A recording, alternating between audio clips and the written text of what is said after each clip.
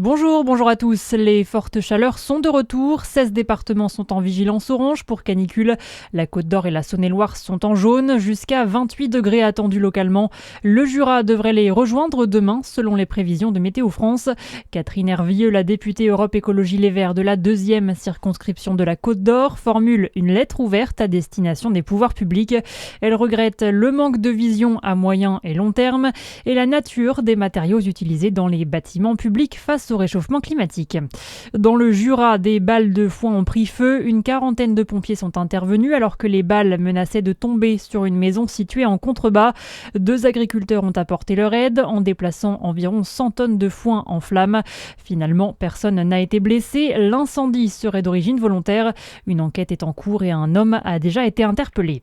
À Besançon, les tramways seront à l'arrêt pendant un mois cet été, du 13 juillet au 15 août. La métropole veut construire un nouveau terminus à Brûlard et rénove l'ensemble du réseau, une première depuis 12 ans.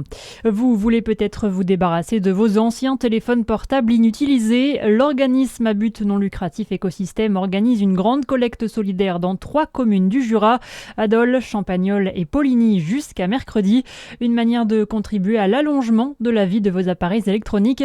Marie Fourrure, porte-parole de cette collecte, vous explique comment ça marche. Alors, elle est partie d'un constat et d'un chiffre assez vertigineux, selon lequel il y aurait plus de 46 millions de téléphones oubliés dans les tiroirs, des Français et c'est, un véritable gâchis à la fois social et environnemental. Très concrètement, donc dans tout, le Jura, il y a plusieurs, points de collecte que vous pourrez retrouver dans des déchetteries, des mairies, des bibliothèques et cetera, où vous trouverez donc une urne dans laquelle vous pourrez déposer tous vos téléphones inutilisés. Ils seront évidemment vidés de toutes leurs données et derrière, ils seront soit reconditionnés, soit recyclés. C'est l'entreprise de réinsertion Les Ateliers du Bocage qui s'occupe du recyclage.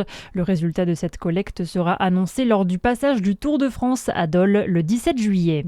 Dans le reste de l'actualité, Cédric Jubilard reconnaît avoir tué son épouse. C'est ce que révèle ce matin le journal La Dépêche.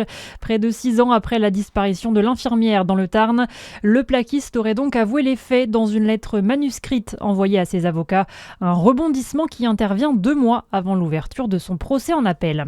Et puis on termine avec du cyclisme. 3e étape du Tour de France aujourd'hui. 164 km de course et le passage de la frontière franco-espagnole. On fait un point sur le classement général. Jonas Vingegaard en tête, suivi de très près par Tadej Pogačar.